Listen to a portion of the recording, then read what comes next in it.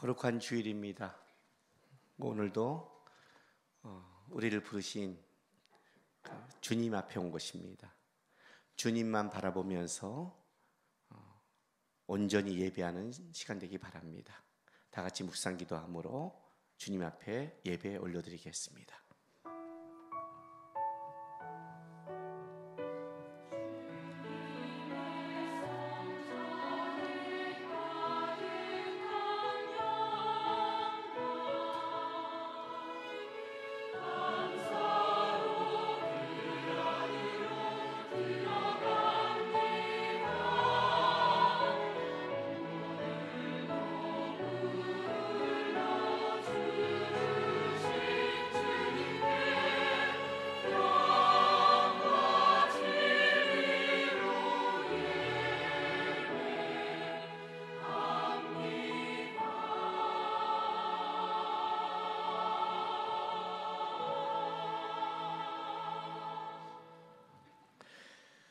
주의 말씀의 맛이 내게 어찌 그리 단지요 내 입의 꿀보다 더하나이다. 주의 법도들로 말미암아 내가 명철하게 되었으므로 모든 거짓 행위를 미워하나이다. 주의 말씀은 내 발의 등이요 내 길의 빛이니이다. 아멘. 아버지 하나님 감사합니다. 오늘도 우리가 하나님 앞에 왔고 하나님 앞에 섰습니다. 오늘도 그 하나님을 온전히 예배하고 찬송하고 마음을 다해 나가기를 소원합니다. 우리를 주장해 주시고 다스려 주옵소서. 오늘도 주님을 만나는 기쁨, 주의 말씀을 듣는 기쁨, 그 은혜와 감격을 회복하는 예배가 될 수 있도록 주장하여 주옵소서. 이제 사랑하는 우리 성도들이 우리 주 앞에 드리는 우리의 신앙 고백을 기쁘게 받아 주시옵소서. 전능하사 천지를 만드신 하나님 아버지를 내가 믿사오며 그 외아들 우리 주 예수 그리스도를 믿사오니 이는 성령으로 잉태하사 동정녀 마리아에게 나시고 본디오 빌라도에게 고난을 받으사 십자가에 못 박혀 죽으시고 장사한 지 사흘 만에 죽은 자 가운데서 다시 살아나시며 하늘에 오르사 전능하신 하나님 우편에 앉아 계시다가 저희로서 산자와 죽은 자를 심판하러 오시니라. 성령을 믿사오며 거룩한 공예와 성도가 서로 교통하는 것과 죄를 사하여 주신 것과 몸이 다시 사는 것과 영원히 사는 것을 믿사옵나이다. 아멘. 할렐루야. 안녕하세요. 우리 옆 사람을 보고 이렇게 좀 인사했으면 합니다. 죄송해요. 저 보지 마시고 옆 사람분들께 이렇게 인사할게요. 당신을 보니 봄이 온 것 같아요 라고 인사해볼까요?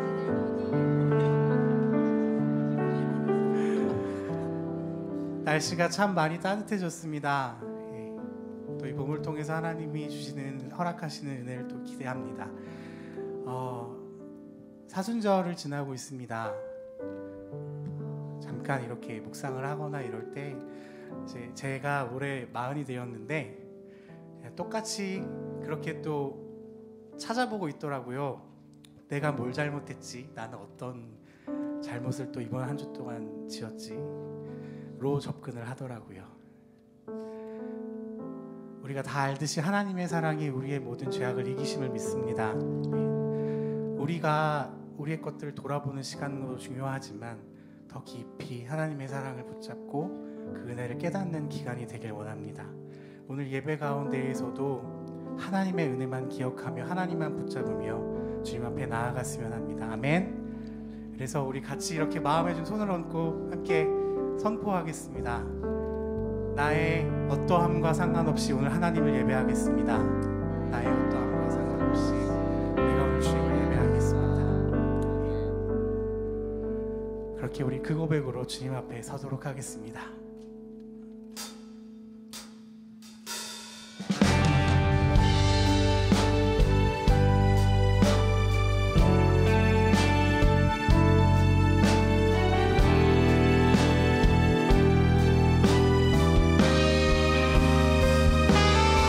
하나님 크고 놀라우신 주님의 사랑을 우리가 예배하며 노래합니다. 할렐루야.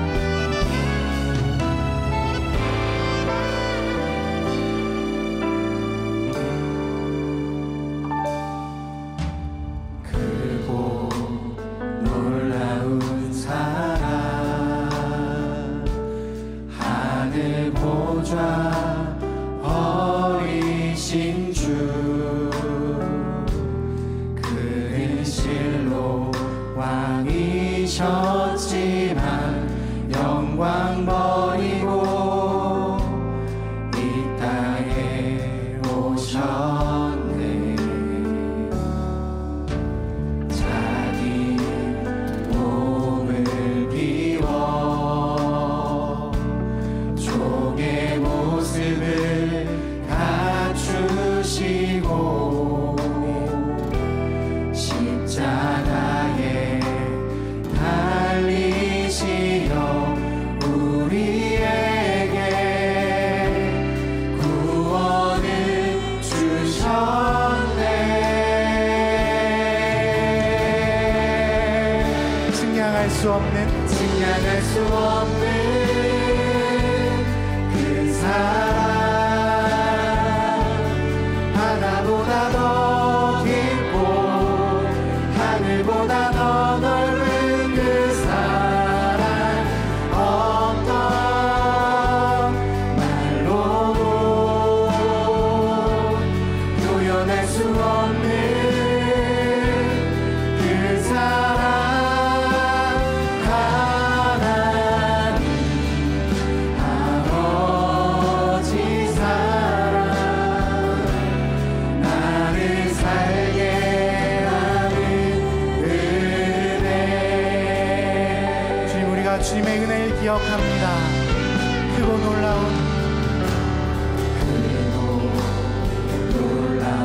사랑 하늘 보좌 어리신 주 그는 실로 왕이셨지만 영광 버리고 이 땅에 오셨네. 자기 몸을 비워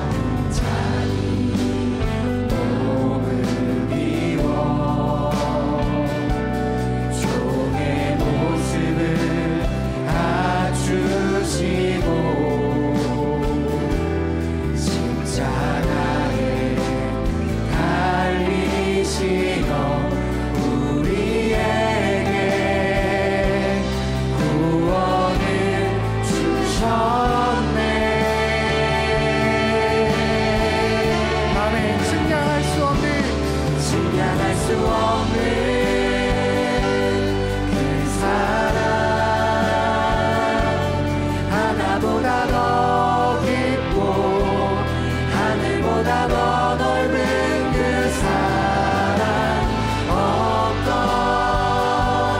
말로도 표현할 수 없는 그 사랑 하나님 아버지 사랑 나를 살게 하는 은혜. 함께 증량할 수 없는 은혜, 증량할 수 없는 그 사랑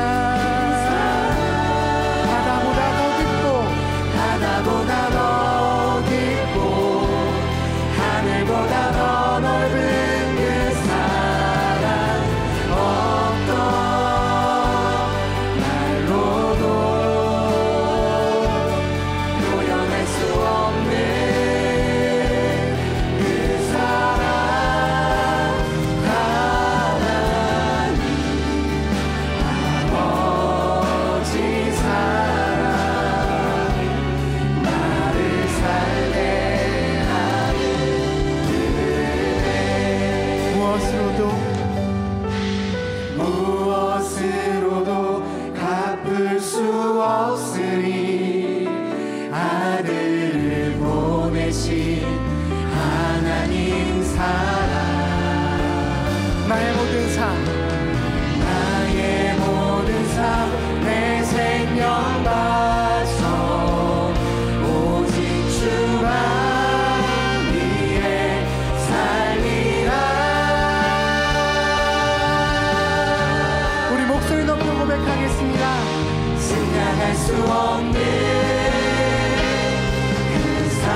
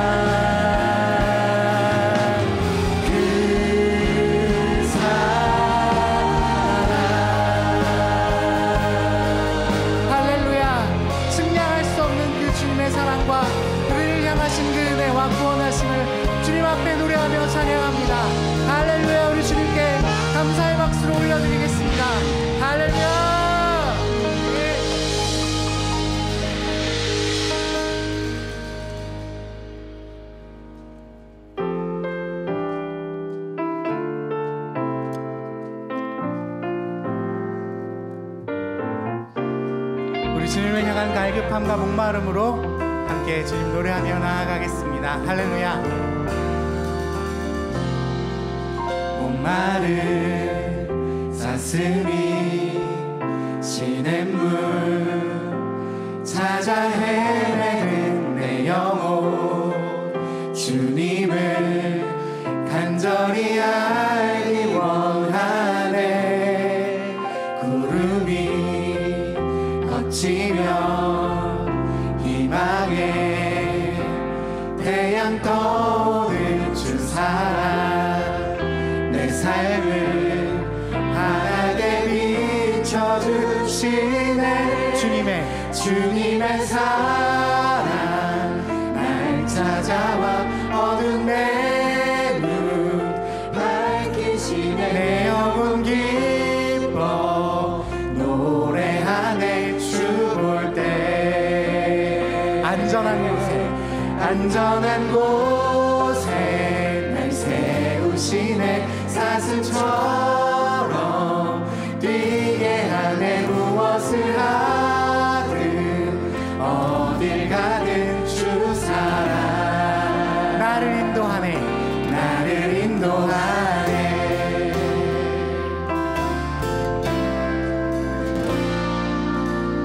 함께 노래하겠습니다. 목마른 사슴이 시냇물 찾아 헤매는 내 영혼, 주님을 간절히 알기 원하네. 구름이 거치며 희망의 태양 떠오른 주 사랑, 내 삶을 환하게 비춰주시네. 할렐루야. 주님의 사랑 날 찾아와 어두운 내 눈 밝히시네. 내 영혼 기뻐 노래하네. 주 볼 때. 할렐루야. 안전한 곳에 날 세우시네. 사슴처럼 뛰게 하네. 무엇을 하든 어딜 가든 주 사랑. 할렐루야. 나를 인도하네.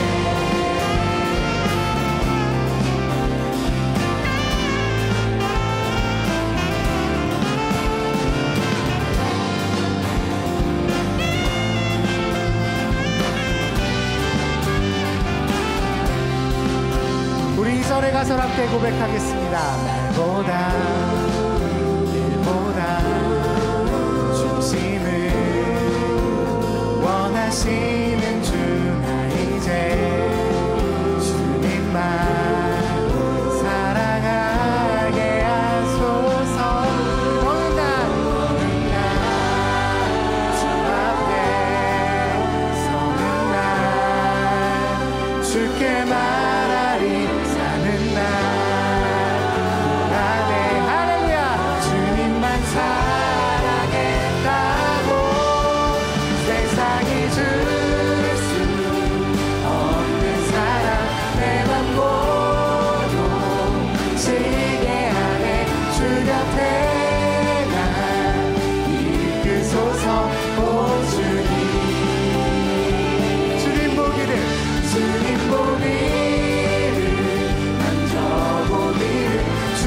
품에 안겨보기를. 나 이제 평생 사는 동안 주님만. 우리 함께 고백할까요? 주님의 사랑 날 찾아와 어두운 내 눈 밝히시네. 내 영혼 기뻐 노래하네. 주 볼 때. 안전한 곳에 날 세우시네. 사슴처럼 뛰게 하네. 무엇을 하든 어딜 가든 주 사랑 나를 인도하십니다. 할렐루야. 나를 인도하네.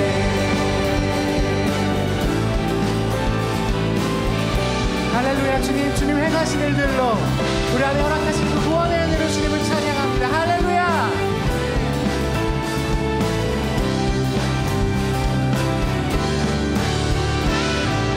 할렐루야. 할렐루야. 아멘. 주님의 사랑 날 찾아와 어두운 내 눈 밝히시네. 내 영혼 기뻐 노래하네. 주 볼 때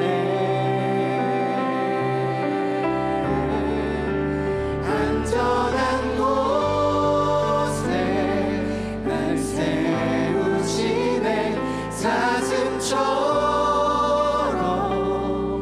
뛰게 하네. 무엇을 하든 어딜 가든 주 사랑 나를 인도하네.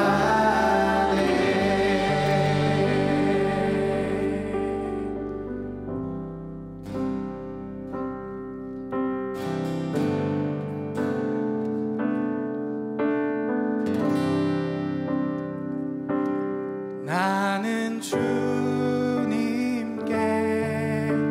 속한 자 되어 주의 나라 위해 전심으로 살리라. 주의 마음에 합한 자 되어 맡기신 소명 이루리. 나는 주님께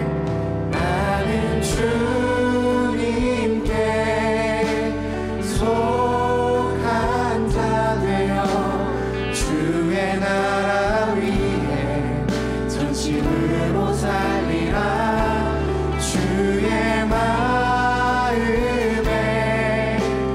합한 자 되어 맡기신 소명 이루리.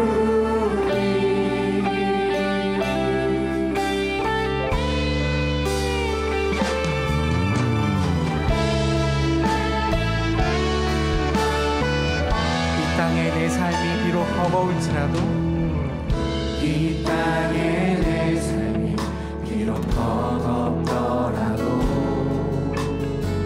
주님의 선하심 나 믿으며 가리. 이 작은 작동에 주가 이루어 가시니 감사로 사는 삶 나 살기 원하네. 내 삶의 시간 속에 주 일하시네. 내 모든 여정 속에 함께 하시네. 깊고 높으신 주의 영광을 나 보리라. 위대하신 주 나는 주님께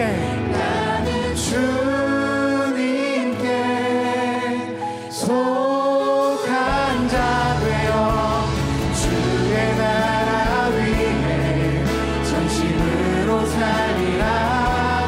주의 마음에 합한 자 되어 맡기신 소명 이루리. 아멘. 우리 함께 고백하겠습니다. 이 땅의 내 삶이 비록 버겁더라도 주님의 선하심 나 믿으며 가리. 이 작은 작동에 주가 이루어 가시니 감사로 사는 삶 나 살기 원하네. 내 삶의 시간 속에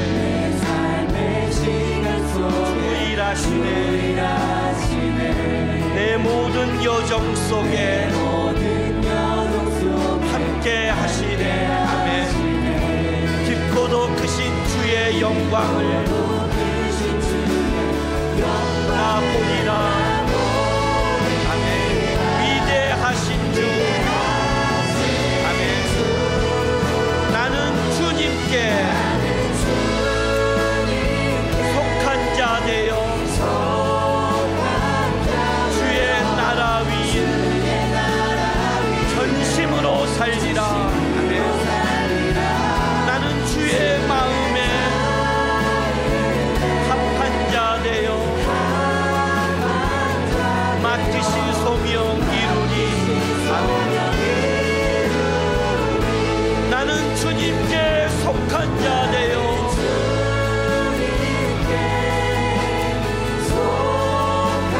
주의 나라 위에 전심으로 살리라. 아멘. 나는 주의 마음에 합한 자 되어 맡기신 소명이. 나는 주님께 속한 자 되어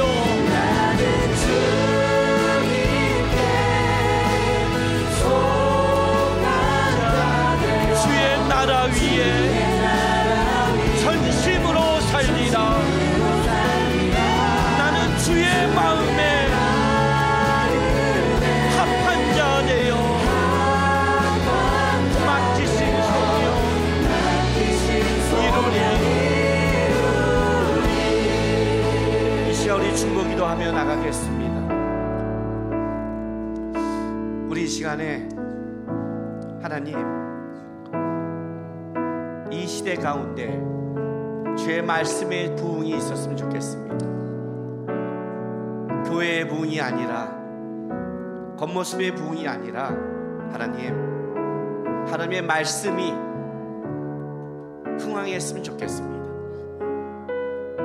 먼저 제 안에, 우리 교회 안에, 이 시대의 교회 안에, 이 시대의 모든 곳에, 하나님의 백성들 안에 주의 말씀이 일어나는 시대 되게 해달라고, 주의 말씀에 붙잡고 살아가는 세대가 되어달라고 우리 시간 다 같이 축복하며 나가겠습니다. 기도하겠습니다. 아버지 하나님, 이 시간 중 우리가 주를 바라보며 나갑니다. 우리 하나님을 바라보고 나갑니다. 아버지 하나님, 주의 말씀이 우리의 생명이며 하나님의 말씀이 있지 않으면 우리가 하나님 이 가운데 생명 가운데 살아갈 수 없음을 압니다. 겉모습이 아름다운 것이 아니라, 겉모습이 크는 것이 아니라 하나님의 말씀이 이 땅 가운데 하나님 흥황하는 시대가 되게 도와주옵소서. 하나님의 말씀을 붙잡고 일어나는 하나님의 백성들이 일어나게 도와주옵소서. 이 시대 모든 그리스도인들 안에 주의 말씀이 타오르게 하시고, 주의 말씀 앞에 굴복하게 하시며, 주의 말씀 앞에 회개하며 주의 말씀을 따라가는 하나님 그 시대가 될 수 있도록 도와주시옵소서. 오늘 우리 예배 가운데도 주의 말씀 안에 우리가 자복하게 하시고 하나님의 말씀을 따라가는 회복과 은혜와 충만이 일어나는 시대가 될 수 있도록 하나님 도와주시고 인도해 주시옵소서. 조용히 묵상하며 주 앞에 나가겠습니다. 여러분, 우리의 마음을 좀 돌아보시기 바랍니다. 세상에 수많은 소리를 듣고 수많은 걸 보고 가는데, 진짜 나는 내 중심에 하나님의 말씀을 두려워하고 말씀을 붙잡고 살려고 애쓰는가? 주여 예배드려도 주의 말씀이 한 길로 가서 흘러가는 것은 아닌가? 하나님, 오늘도 예배의 말씀을 듣고 살아갑니다. 말씀이 제 중심이 되고 은혜가 될 수 있도록 제 마음밭을 다스려 달라고 우리 이 시간 다 같이 기도하며 나가겠습니다. 기도하겠습니다.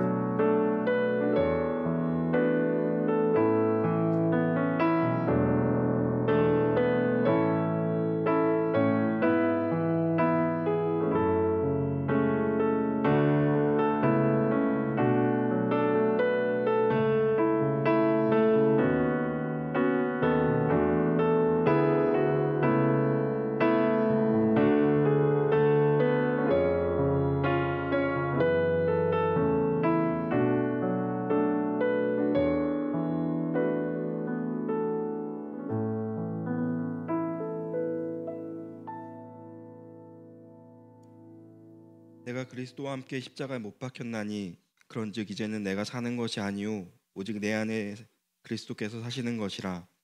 이제 내가 육체 가운데 사는 것은 나를 사랑하사 나를 위하여 자기 자신을 버리신 하느님의 아들을 믿는 믿음 안에서 사는 것이라.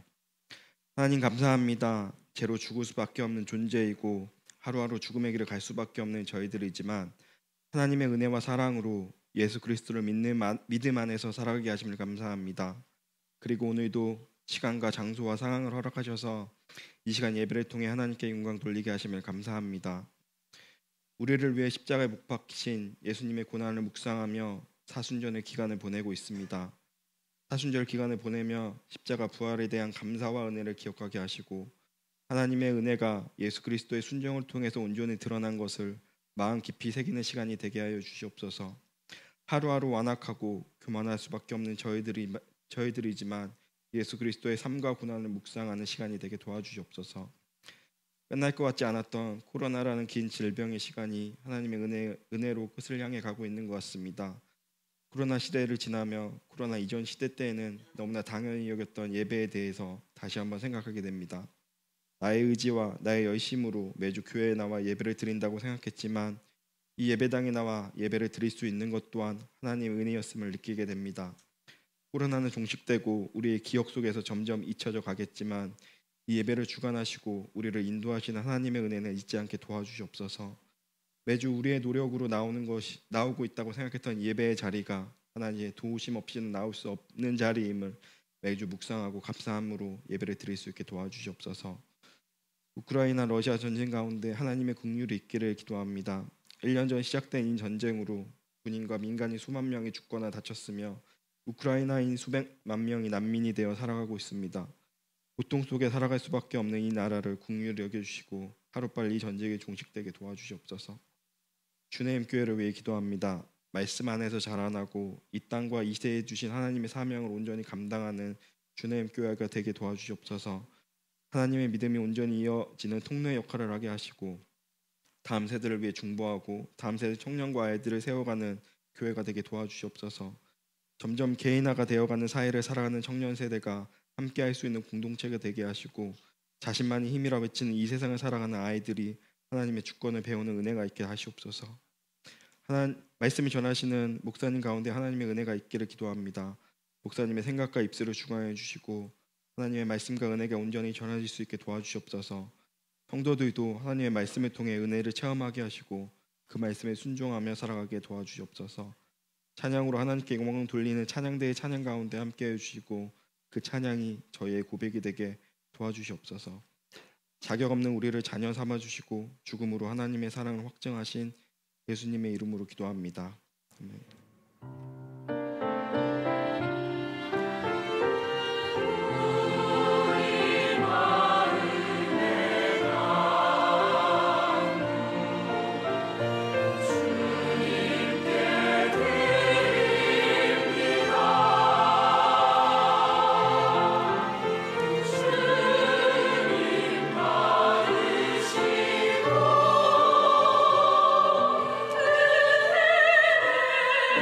주님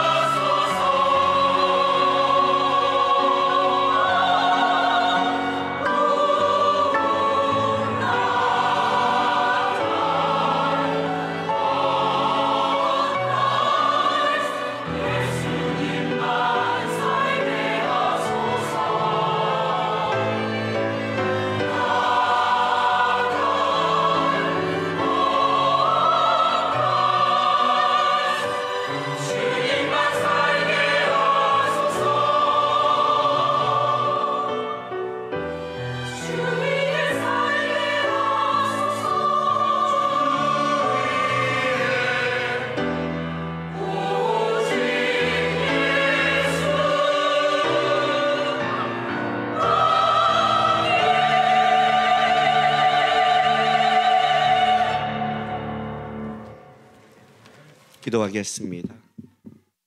아버지 하나님, 감사드립니다. 오늘도 우리를 불러주셔서 이렇게 주 앞에 나와 예배하며 주의 생명 가운데 거하게 하시니 감사드립니다. 하나님, 성령이 역사하지 않으면 우리가 하나님보다 우리의 생각과 우리의 문제에 빠질 때가 너무 많습니다. 오늘도 우리를 붙잡아 주셔서 주의 말씀을 깨닫게 하시고 주님 가운데 거하는 인생 되게 인도하여 주옵소서. 또한 이 시간 성도들이 주 앞에 드린 예물을 위해서도 기도합니다. 마음과 정성을 다해 드린 예물 기쁘게 받아주시고 여전히 어려운 시절 속에 은혜 아니면 살아갈 수 없는데 하나님이 성도들의 삶과 가정과 일터와 그들의 문제 가운데 함께 하셔서 하나님의 은혜와 도움으로 살아갈 수 있도록 역사하여 주옵소서. 감사하며 예수님의 이름으로 기도했습니다. 아멘. 하나님의 말씀 보겠습니다. 여호수아서 8장입니다.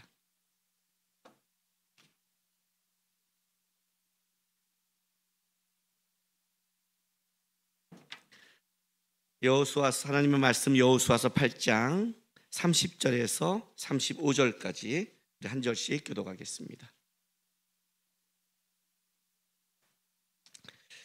그때 여호수아가 이스라엘의 하나님 여호와를 위하여 에발산에 한 제단을 쌓았으니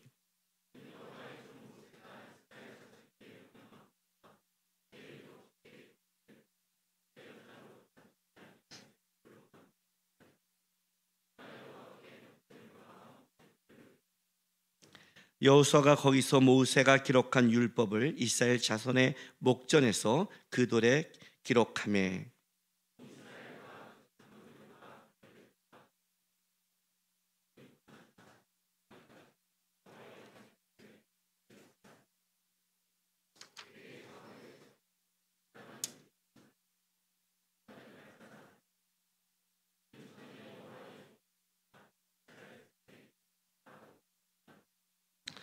그 후에 여호수아가 율법책에 기록된 모든 것대로 축복과 저주하는 율법의 모든 말씀을 낭독하였으니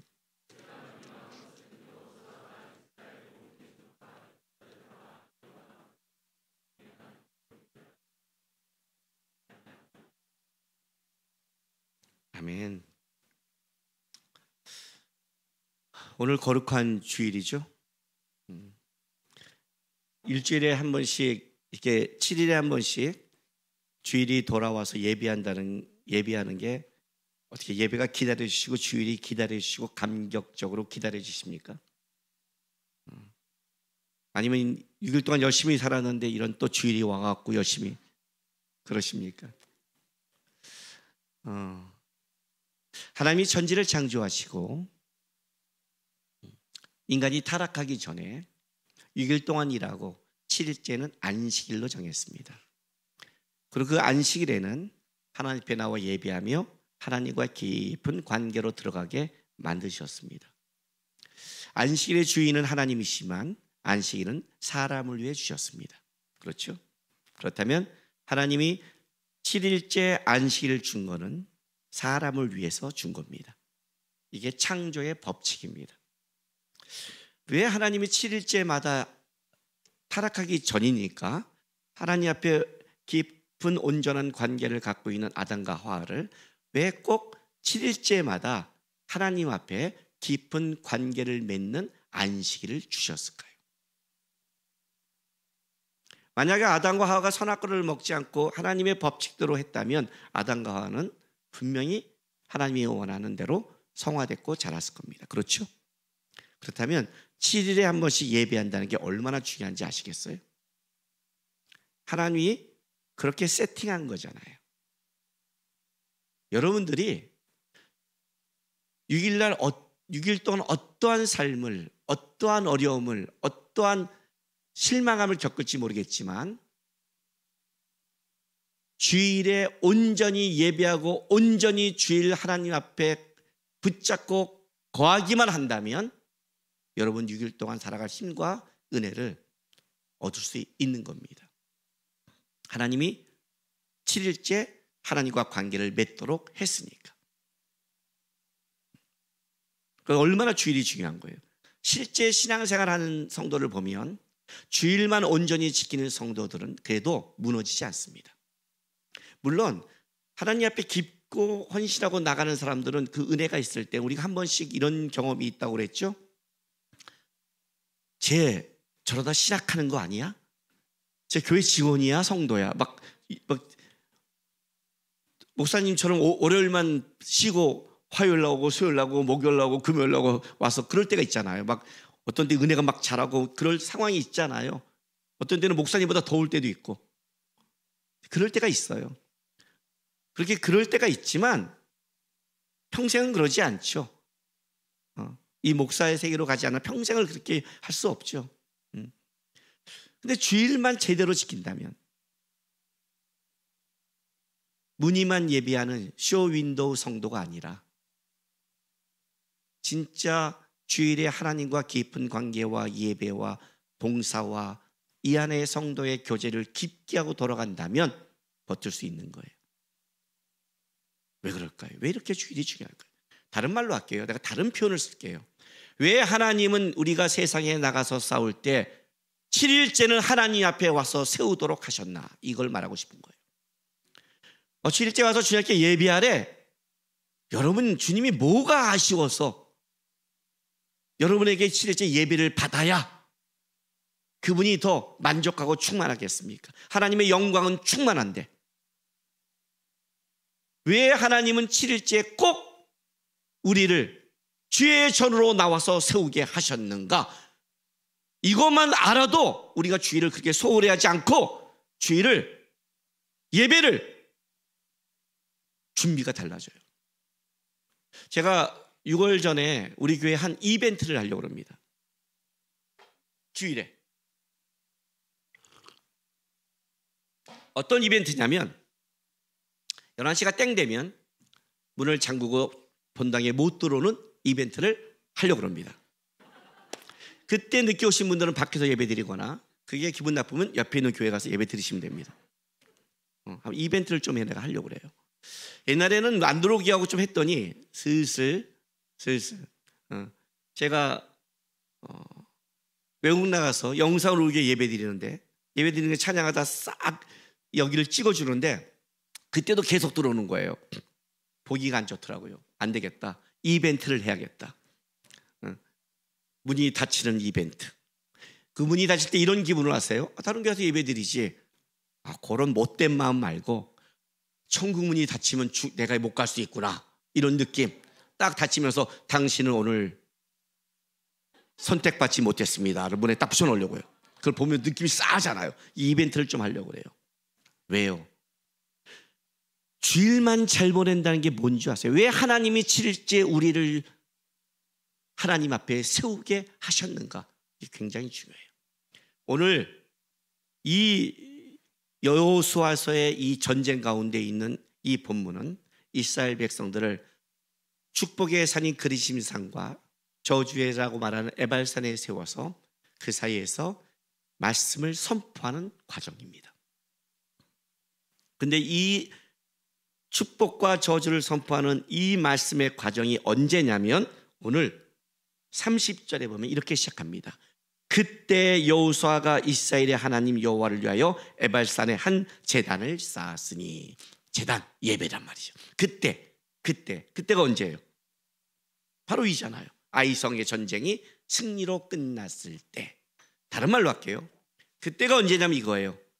이스라엘 백성이 가나안 땅에 들어와서 여리고성을에서 하나님의 말씀대로 6일 동안 돌고 7일째 7번 돌고 외친 다음에 여리고성이 무너지는 것을 경험했고, 그리고 여리고성의 것은 절대 하나님의 것을 건드리지 말라고 선포한 것을 아간이 붙잡고 범죄함으로 처절한 아이성의 실패, 인구 1만 2천밖에 안 되는 장정용사 3천 명만 올라가면 쓸어버릴 수도 있는 계산적 전략적으로 나온 이 전쟁에 참패를 하고, 다시 아이선 전쟁에 돌아갈 때는 하나님이 어떤 방법을 쓰냐면 전 군인을 다 백성을 동원시켜서 수고롭게 하고 복병을 시키고, 말도 안 되는 막 복병을 3만 명씩 막 복병을 시키고 3천 명이 끝날 것을 이해하지 못하게 수고롭게 만들어서 이 아이성의 전쟁을 끝낸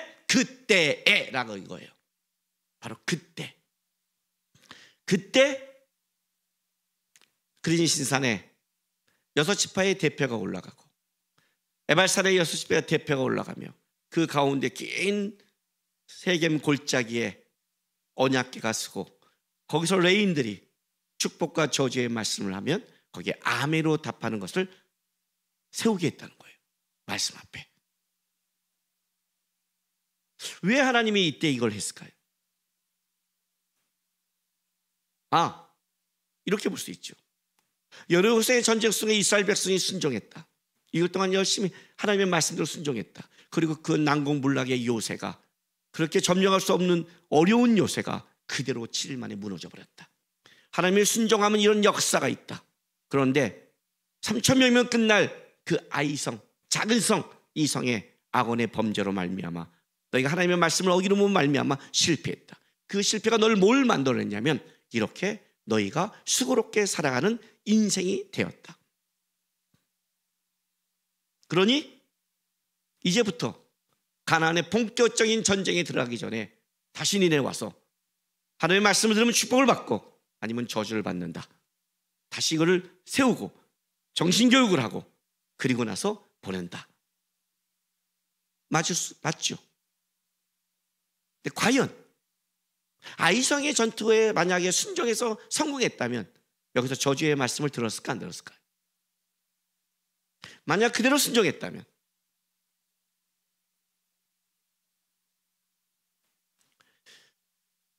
오늘 본문 말씀 보세요. 31절, 32절, 33절, 35절 똑같은 말씀의 표현이 나오기 시작합니다. 자, 에발산에 제단을 쌓았는데 31절부터 제가 읽을게요. 이는 여호와의 종 모세가 이스라엘 자손에게 명령한 것과, 그죠? 모세의 율법제에 기록된 대로 새 연장으로 다듬지 아니한 새들로 만든 제단이라. 자, 여호와의 종 모세가, 자, 32절, 여호수아가 거기서 모세가 기록한 율법을 이스라엘 자손의 목적 그들의 기록함에 모세가 기록한 율법, 그죠? 33절, 온 이스라엘과 그 장로들과 관리와 제사장과 본인들과 이방인까지 여호와의 언약궤를 맨 레위 사람 제사장들 앞에서 궤 좌우에 서되 절반은 그리진 앞에 절반은 에발산 앞에 섰으니 이는 전에 여호와의 종 모세가 이스라엘 백성에게 축복하라고 명령한 대로 함이라. 뭐가 강조되고 있어요 지금요? 모르시겠어요? 35절, 모세가 명령한 것과 여호수아가 이스라엘 온 회중의 여자들과 뭐가 강조돼요? 모세가. 이게 무슨 말이냐면 이거예요. 지금 에발산 앞에 제단을 쌓고 예비하며 양쪽에다가 그린산에다가 에발산에다가 6지파의 대표를 놓고 거기에서 축복과 저주의 말씀을 하는데, 이것이 여리고의 승리와 아이성의 실패를 통해서 하나님께 순종하면 여리고처럼 난공불락의 요소 이길 수 있다. 그러나 너희가 하나님께 순종하지 않으면 아이성같이 작아도 실패한 것이다. 깨달았느냐? 다시 하나님께 예배드리고 다시 정신교육하자라고 한 게 아니라 모세가 미리 말했다는 거예요. 모세가. 신명기 27장 갑니다. 신명기 27장 4절부터 볼게요. 4절 5절. 너희가 요단을 건너가거든 내가 오늘 너희에게 명령하는 이 돌들을 에발산에 세우고 그 후에 석회를 바를 것이며 또 거기서 내 하나님 여호와를 위하여 두 제단 곧 돌단을 쌓되 그것에 새 연장을 대지 말지니라. 벌써 얘기했죠. 너희가 들어가면 에발산 위에 제단을 쌓아라. 그리고 절대로 새 연장을 대지 마라. 왜 새 연장을 대지 말까요? 새 연장을 대면 거기에 내가 제 제물을 드리기 위해 깎을 거 아니에요, 그죠? 깎을 때 뭐가 나와요? 사람마다 자기의 방식이 나오죠. 그냥 깎지 않죠. 모양이 나올 거 아니에요. 하나님께 드리는 제단을 인간의 인위적인 어떤 자기의 욕심과 방법과 모양이 들어가지 말라는 거예요. 예배 올 때 가장 중요한 게 뭐냐면 예배 여러분이 갖고 있는 욕심과 여러분이 갖고 있는 것을 이 안에 투영하면 안 된다는 거예요. 우리는 예배하면서 어떤 걸 갖고 오느냐면 내가 내 쇠 연장을 가져와요. 하나님, 저는 이것이 들어줘야 되는 겁니다. 이 편안이 있어야 됩니다. 이 은혜 아니면 저는 아닙니다. 예배는 하나님을 높이고 하나님 앞에 들어가는 건데 하나님을 높이고 하나님 앞에 들어가는 게 아니라 내가 만족하고 내가 원하는 걸 거기에다 내가 집어넣기 시작하는 거예요. 쇠의 연장을. 너희가 하나님께 재단을 쌓을 때 주의할 게 있다. 절대 너희의 인적인 너희 것을 그 안에 넣지 마라. 하나님이 만들어 놓은 순수한 그대로 하나님 앞에 드리고 나가라 라고 먼저 명령을 했어요.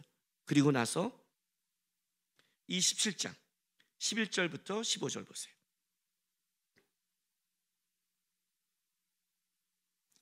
모세가 그날 백성에게 명령하여 이르되 너희가 요단을 건넌 후에 시몬과 레위와 유다와 이스라엘과 요셉과 베냐민은 백성을 축복하기 위하여 그리심산에 서고 루벤과 갓과 아셀과 수블렘과 단과 납달리는 저주하기 위하여 에발산에 서고 레위 사람은 큰 소리로 이스라엘 모든 사람에게 말하여 이르기를 하고 15절부터 26절까지 12가지의 계명을 선포하게 만들어요. 물론 이건 십계명을 근거하고 율법을 근거하는 내용을 이 안에 녹아서 다시 한번 반복해서 선포하는 거예요. 그렇다면 이렇게 되는 거죠. 이 사건은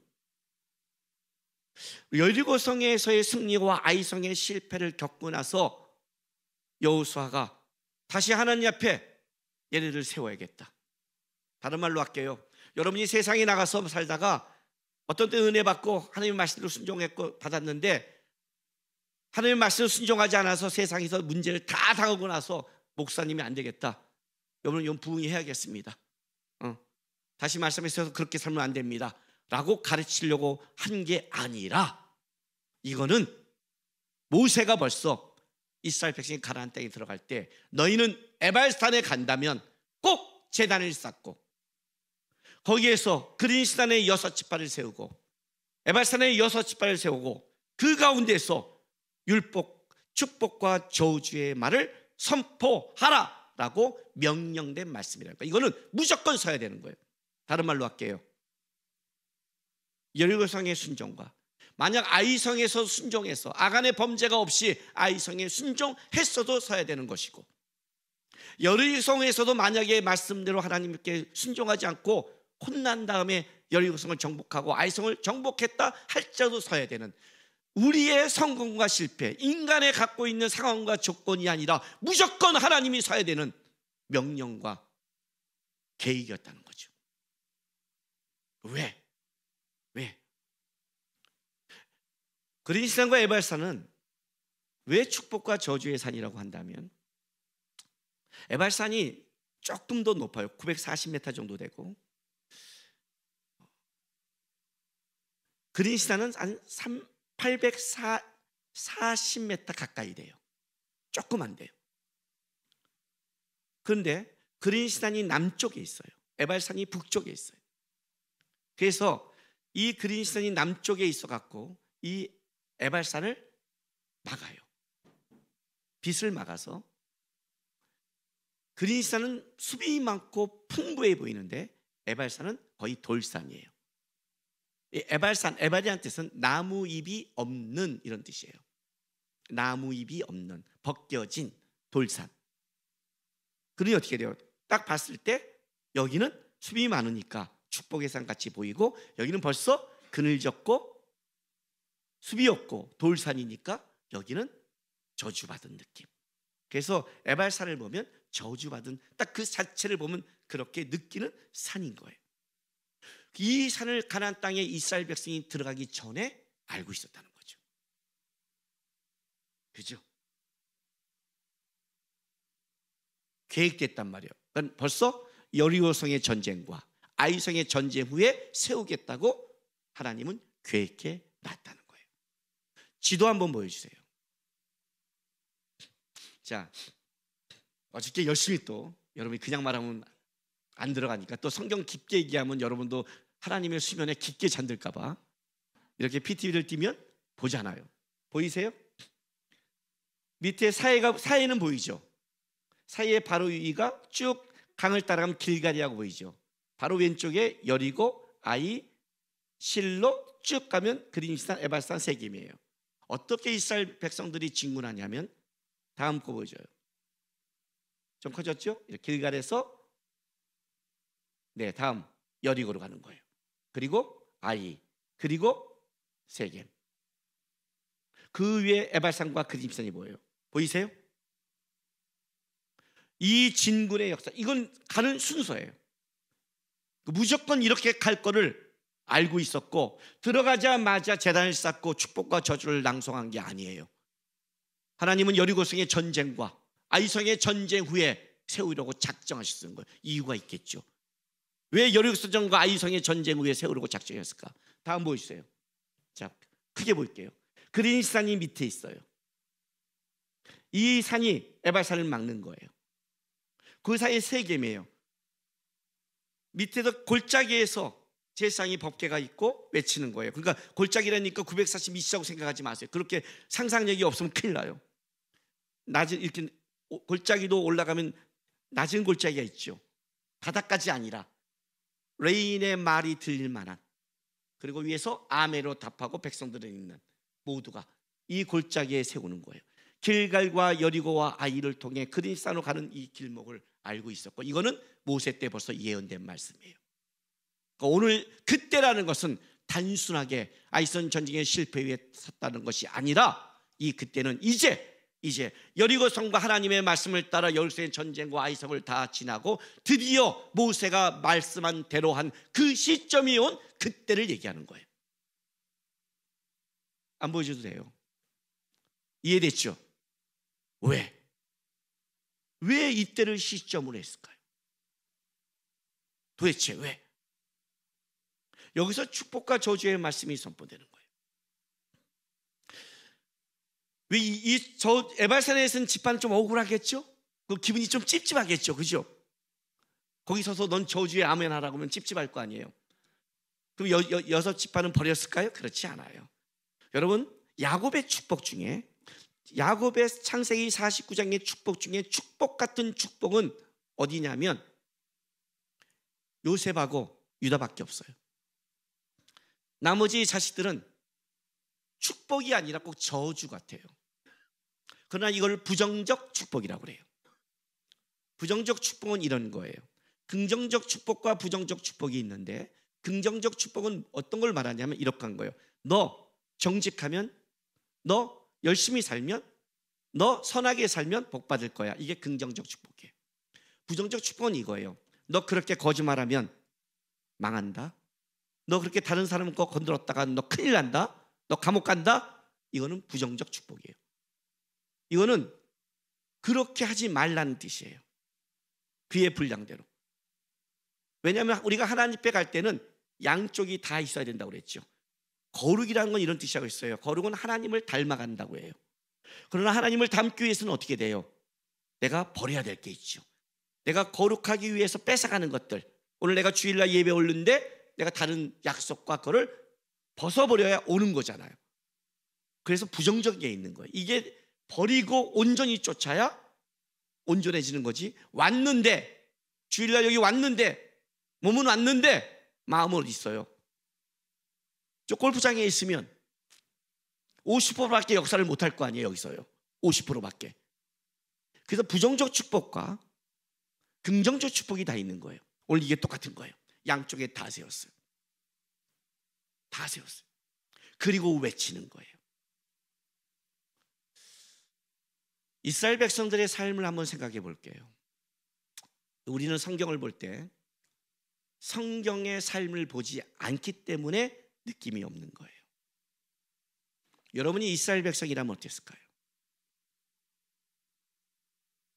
여러분, 오늘도 우리가 대표 기도할 때 우크라이나와 러시아를 위해 기도했습니다. 왜 요즘 우리는 우크라이나와 러시아를 위해 기도할 거예요? 아마 오늘 우리 성도 중에서 우크라이나 전쟁 전까지 우크라이나를 위해 기도 한 번도 안 한 분이 태반일 거예요. 아니에요? 나는 우크라이나를 위해서 꼭 기도했을까요? 저는 했어요. 제 후배가 우크라이나 선교사로 있으니까. 그렇잖아요. 내가 관계돼 있지만 관계되지 않은 건 아는데 많잖아요. 그러나 우크라이나와 러시아의 전쟁을 터진 후에 아마 한국에 사는 그리스도인이라면, 아니 전 세계 그리스도인이라면 한 번 정도는 우크라이나를 위해서 기도를 했을 거예요. 진정한 그리스도인이라면. 왜? 전쟁 중에 있으니까. 전쟁이라는 게 어떤 건 줄 아세요? 전 전쟁을 못 겪었어요.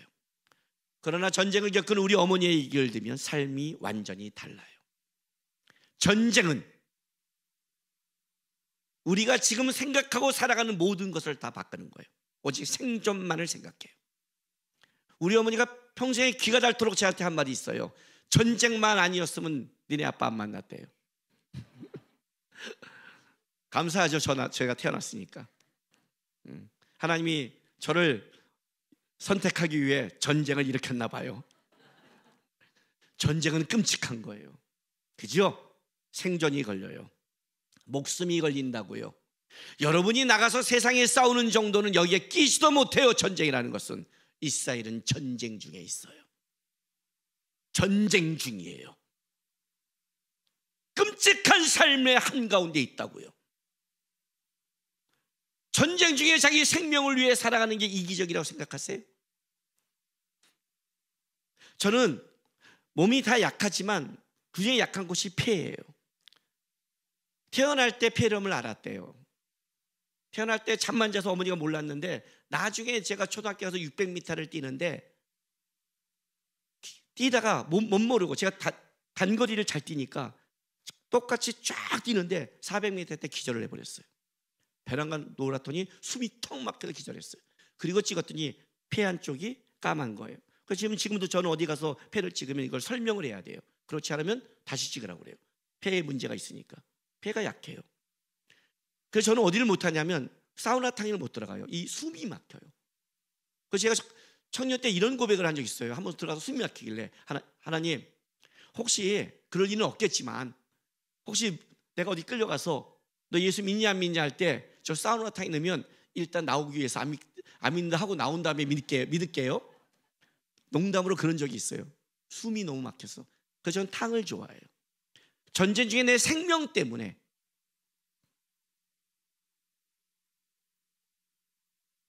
하나님의 말씀을 어긴다는 선택이 돌을 던질만 하다고 여러분이 생각하십니까? 우리는 이 평화 시기에도 수없이 하나님의 말씀을 어기는데, 이 평화 시기에도 예배를 멸시하는데, 이 평화 시기에도 놀러 가는데 지 마음대로 하고. 안 그래요? 전쟁 중에 있다고요. 이 전쟁 중에 두렵고 떨릴 거예요. 왜? 그들은 노예살이를 했으니까. 그들은 정규 훈련을 받은 자들이 아니니까 하나님의 은혜로 나왔어요. 근데 그 끔찍한 광야 생활을 겪는 거예요. 그들은 땅이 없어요. 안정되지 않았어요. 전쟁 중이라도 내가 안정된 내 거를 지키는 것이 아니라 그들은 정착될지 안 될지, 이 전쟁의 실패는 그 민족이 사라지는 거예요. 안정되지 않았으니까. 우크라이나처럼 어느 땅의 일부를 주면 존재할 수 있다는 그 정도가 아니에요. 완전한 민족의 생존이 걸린 전쟁 가운데 있었어요.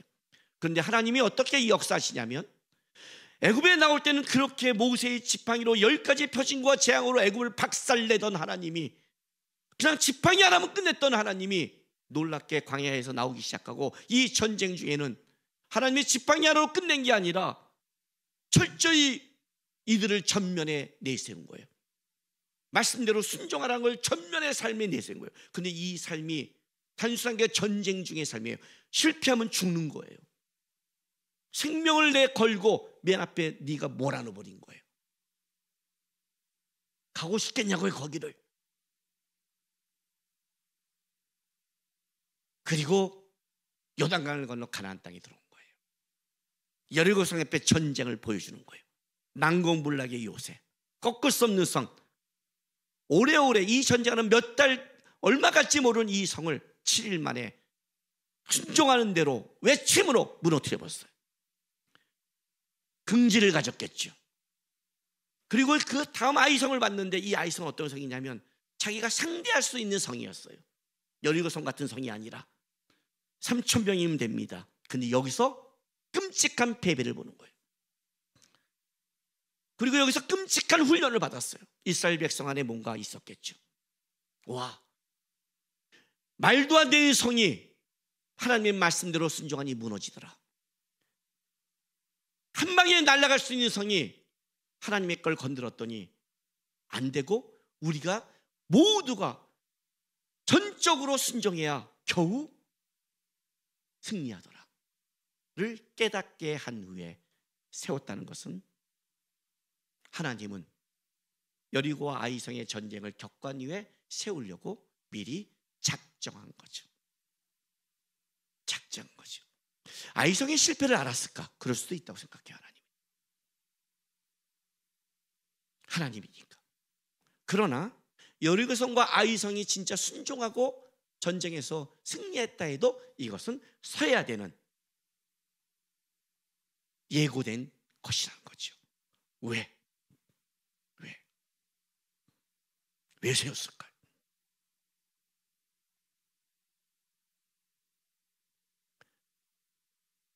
축복이 뭐고 저주가 뭡니까, 여러분?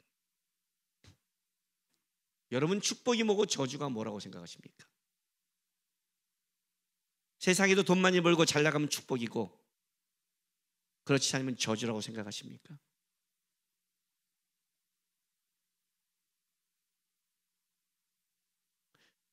그린신산, 축복의 선포와 에발산, 저주의 선포 사이에 뭐가 있는 줄 아세요? 언약궤가 있습니다. 그 중심에 말씀이 있었어요. 오늘 제가 본문 제목을 축복과 저주 사이입니다. 거기에 말씀이 있는 거예요. 이스라엘 백성을 한번 겪어봤습니다. 말씀에 순종한 축복과 말씀에 따라가지 않은 아이성의 실패의 저주를. 이 저주란 뜻, 여호수아 이 뒷부분에 34절, 8장 34절에 그 후에 여호수아가 율법책에 기록된 모든 것대로 축복과 저주하는 율법의 모든 말씀을 낭독하였으니 할 때 이 저주는 멸시하다, 가볍다라는 의미예요. 그러니까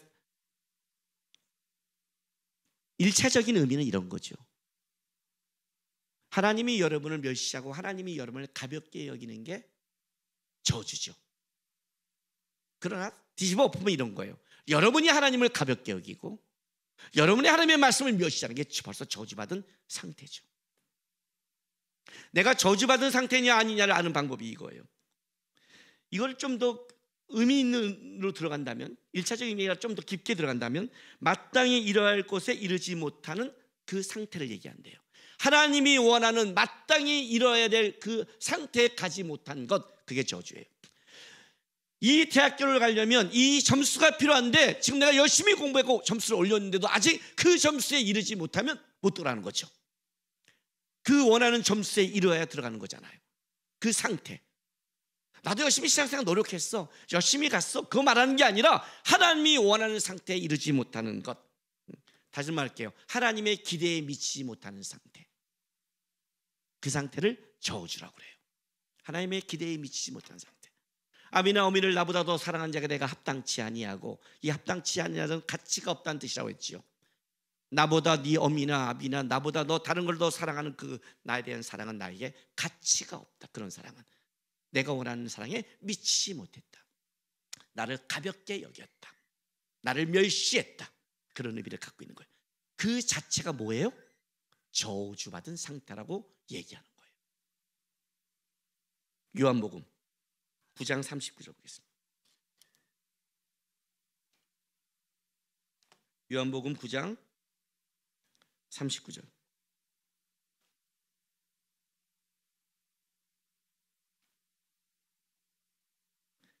맹인을 고치시고 나서 예수께서 이르시되 내가 심판하러 이 세상에 왔으니 보지 못하는 자들은 보게 하고 보는 자들은 맹인이 되게 하려 함이니라. 이해가 되세요? 예수께서 이 땅에 심판을 오셨대요. 근데 어떻게 심판하신 줄 아세요?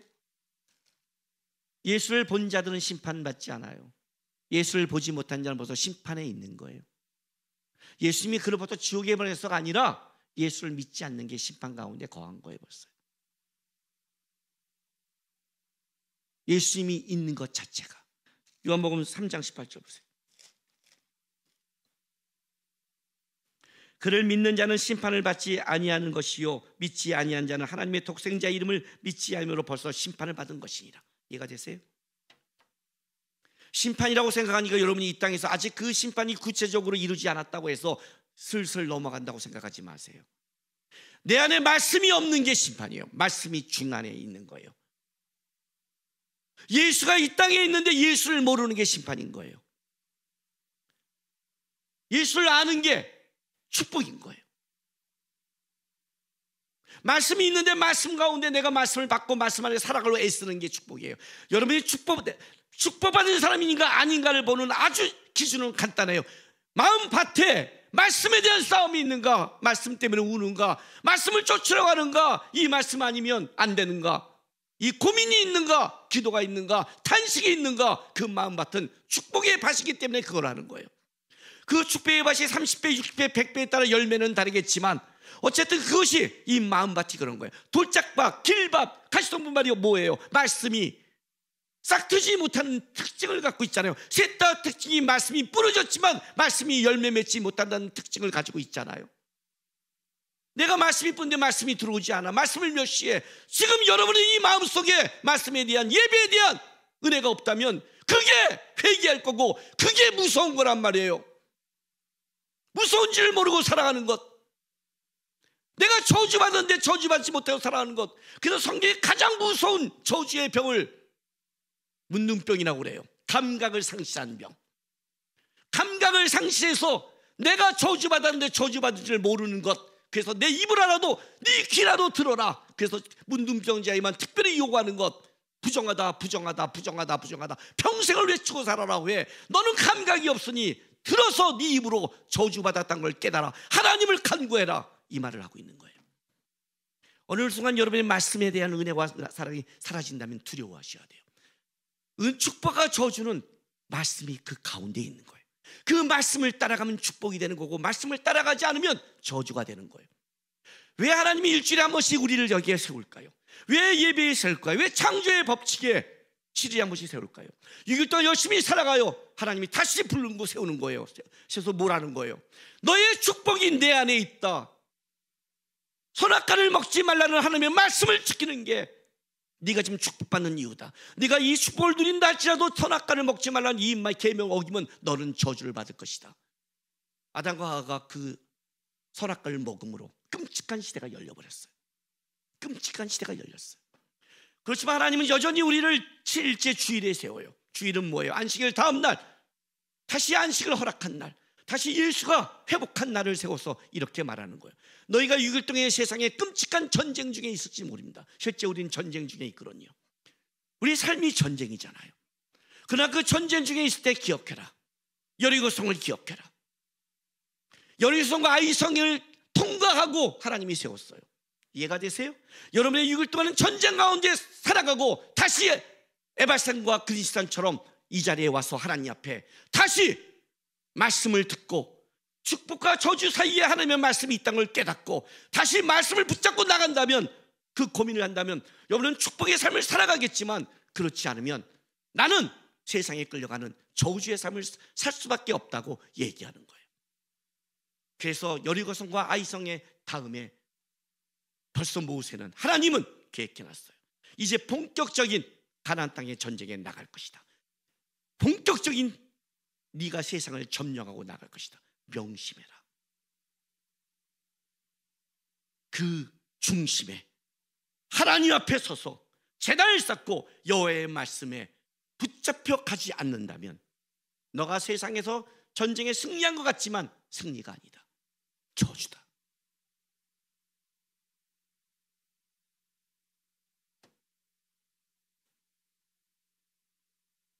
오늘 에발산에서 불렸던 그 말씀을 여러분에게 제가 다시 한번 외칠게요. 신명기 27장 15절부터 26절이에요. 여러분은 어떻게 대답해야 되냐면, 내가 레인으로서 선포할 거예요. 여러분 아멘으로 답하셔야 돼요. 근데 우리 성경은 이렇게 나오죠. 15절 보세요. 16절 보세요. 15절 너무 기니까. 그의 부모를 경홀히 여기는 자는 저주를 받을 것이라 할 것이요. 그럼 여러분 어떻게 한다? 아멘 한다. 근데 이렇게 할 겁니다. 히브리어 원어는 저주가 먼저 나옵니다. 저주받을 것이라 그의 부모를 경휼히 여기는 자는, 이렇게 나가는 겁니다. 그럼 여러분 아멘으로 답한 겁니다. 아셨어요? 한번 여러분이 예발사에서는 하나님의 말씀을 생각하고 아멘으로 답하시기 바랍니다. 제가 선포하겠습니다. 장색의 손으로 조직하거나 부어 만든 우상은 여호와께 가증하니 그것을 만들어 은밀히 세우는 자. 다시 읽을게요. 저주부터 다시 읽게요. 시작합니다. 저주받을 것이라 장색의 손으로 조각하거나 부어 만든 우상은 여호와께 가증하니 그것을 만들어 은밀히 세우는 자는, 저주받을 것이라 그의 부모를 경홀히 여기는 자는, 저주받을 것이라 그의 이웃의 경계를 옮기는 자는, 저주받을 것이라 맹인에게 길을 잃게 하는 자는, 저주받을 것이라 객이나 고아나 과부의 송사를 억울하게 하는 자는,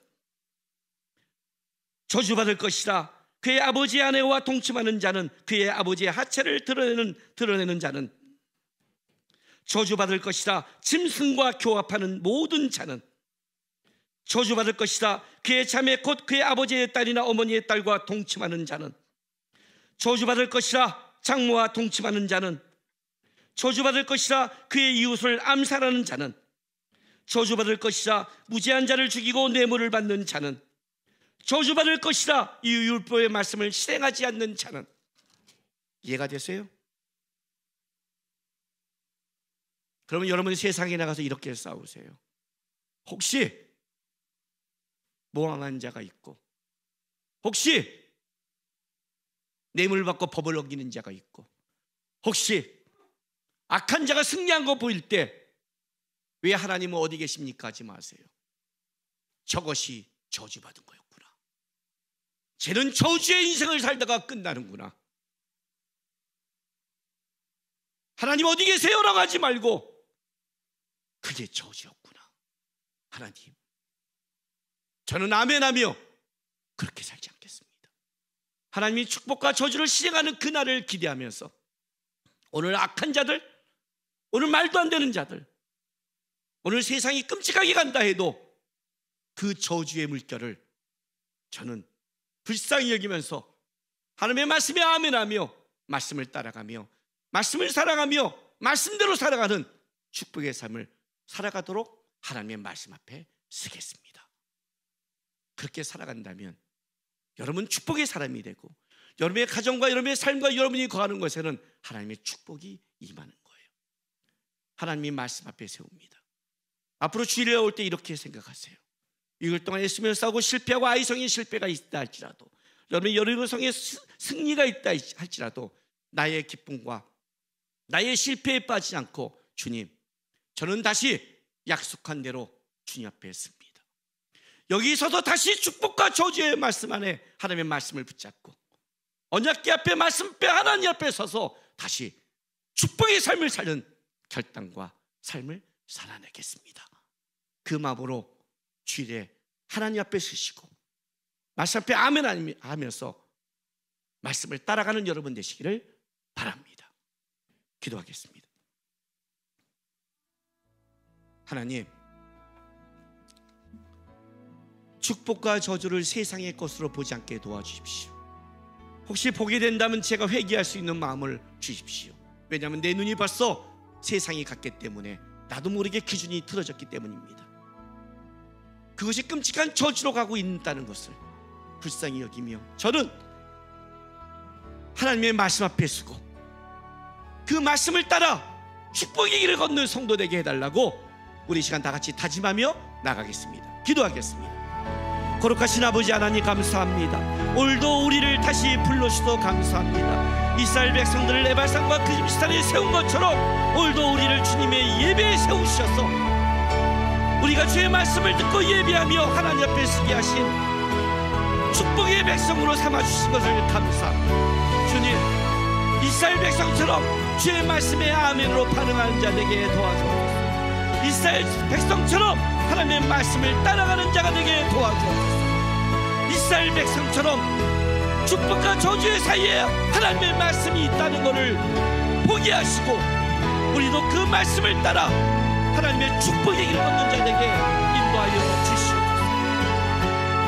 이제 우리의 삶의 전쟁에서 나가 싸울 때 주의 말씀을 붙잡고 하나님의 말씀대로 이 축복의 열매를 걷는 믿음의 성도가 될 수 있도록 인도하여 주시옵소서.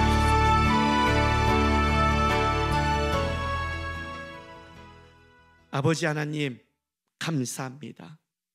우리를 불러주시고 주님 앞에 세우셔서 감사합니다. 어떤 때는 주의 말씀이 단물일 때가 있고 어떤 때는 주의 말씀을 들을 때 아프고 불편할 때도 있지만 말씀 앞에 세우셔서 감사합니다. 듣게 하시고 따라가게 도와주옵소서.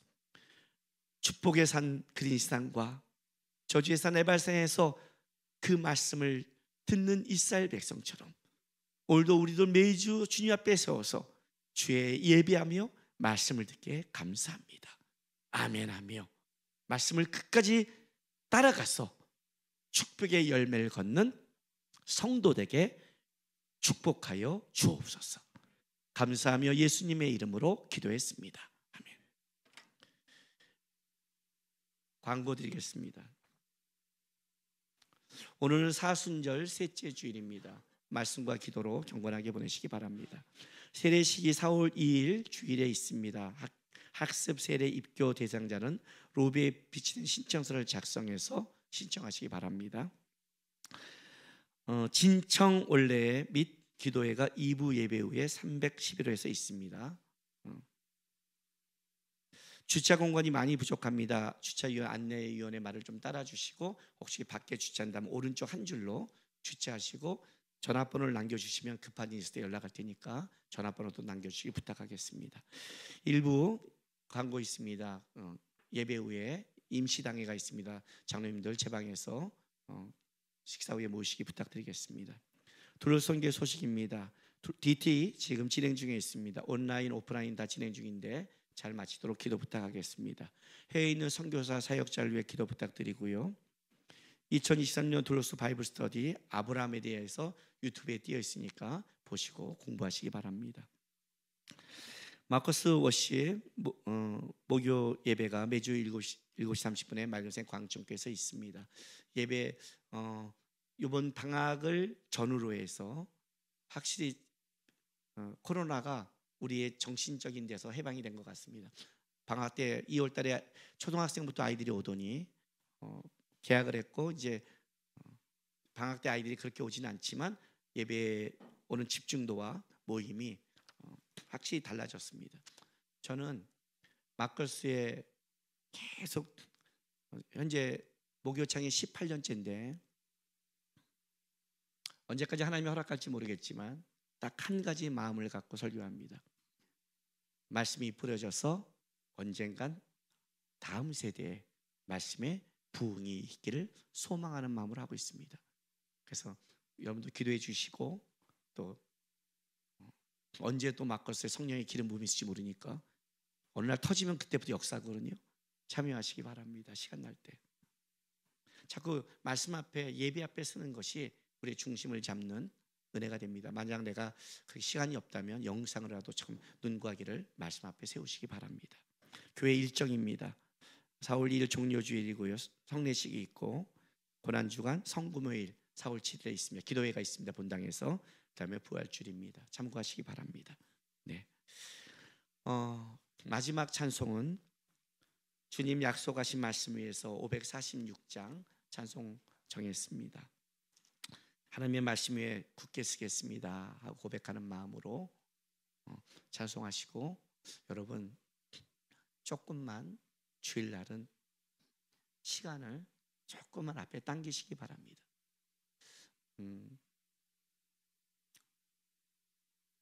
하나님 앞에 쓴다는 것은 이런 겁니다. 내가 알고 모르게의 문제가 아니라 하나님이란 분은 존중하는 겁니다. 예배는 존중이라고 생각합니다. 저는 일단. 그런데 늦을 수 있죠. 하나님도 아시고요. 그런 상황이 있고요. 그러나 습관이 되면 안 됩니다. 그건 늦는 게 아니라 그건 삶입니다. 핸드폰 보면 안 됩니다. 그것도 하나님의 존중이 아닙니다. 특히 핸드폰은 사단의 짓입니다. 사단이라는 게 별거 아닙니다. 너가 하나님의 일을 생각지 않고 사람의 일을 생각한 겁니다. 사람의 일을 생각하면서 다른 사람의 눈을 뺏어갑니다. 누가 핸드폰을 보면 옆 사람이 봐요. 그 사람이 하나님을 봐야 되는데 나 때문에 내 시야를 뺏었다는 것은 안 되는 겁니다. 진짜 내가 갖고 있는데 차를 빼달라 어쩔 수 없다 그런 거, 그런 예는 또 죄고요. 어쩔 수 없는 건 저도 알아요. 하나님도 아세요. 오자마자 딱 해도 카톡 딱 열는 순간, 제가 마커스에서 가끔 딱 오자마자 하면 그래서 이게 화가 올라와요. 아니 밖에서 보고 와서 앉으면 되잖아요. 들어와서 앉자마자 볼 그 시간이면 보고 와서 앉으면 되잖아요. 안 그래요 여러분? 아니 하다가 뭐가 급하게 와서 볼 수 있어요. 근데 오자마자 딱 앉자마자 핸드폰을 봐요. 그러면 보고 오면 되잖아요. 내가 이상한 놈이에요?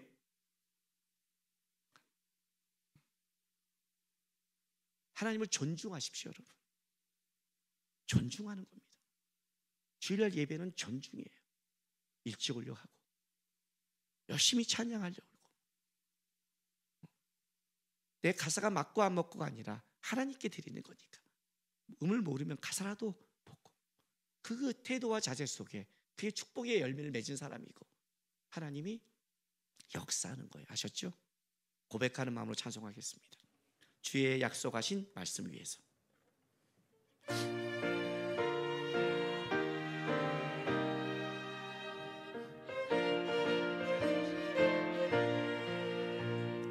주님 약속하신 말씀 위에서 영원토록 주를 찬송하리라. 소리 높여 주께 영광 돌리며 약속 믿고 굳게 서리라. 굳게 서리, 영원하신 말씀 위에 굳게 서리. 굳게 서리, 그 말씀 위에 굳게 서리라. 아멘. 주님 약속하신 말씀 위에서 세상 염려 내게 엄습할 때에 용감하게 힘써 싸워 이기며 약속 믿고 굳게 서리라. 아멘. 굳게 서리, 영원하신 말씀 위에 굳게 서리. 굳게 서리, 그 말씀 위에 굳게 서리라. 주님 약속하신 말씀 위에서 영원하신 주의 사랑 힘입고 성령으로 힘써 싸워 이기며 약속 믿고 굳게 서리라. 굳게 서리, 굳게 서리, 영원하신 말씀 위에 굳게 서리. 굳게 서리, 그 말씀 위에 굳게 서리라. 주님 약속하신 말씀 위에서 주님 약속하신 말씀 위에서 성령 인도하는 대로 행하며 주님 품에 항상 안식 얻으며 약속 믿고 굳게 서리라. 아멘. 굳게 서리, 영원하신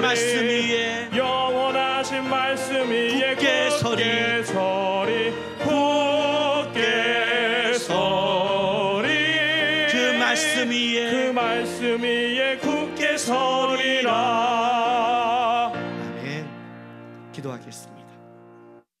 사랑하는 주님의 교회 성도 여러분, 여러분은 다시 여러분의 삶의 자리로 보내심을 받게 되었습니다. 우리의 삶의 자리 전쟁터입니다. 아무리 승리가 급해도 말씀을 잊지 마십시오. 말씀을 따라가는 것이 결국 축복이라는 걸 기억하시면서 주의 말씀 위에 굳게 서는 여러분 되시기를 부탁드립니다. 지금은 우리 구주 예수 그리스도의 놀라우신 은혜와 아버지 하나님의 극진하신 사랑하심과 성령 하나님의 감화감동 위로하심이 주의 말씀 따라 주가 주신 축복의 열매를 소망하며 믿음으로 가겠다고 다짐하는 모든 하나님의 백성들의 삶과 이들의 가정과 일터, 교회와 나라 위에 지금부터 영원토록 함께 있을지어다.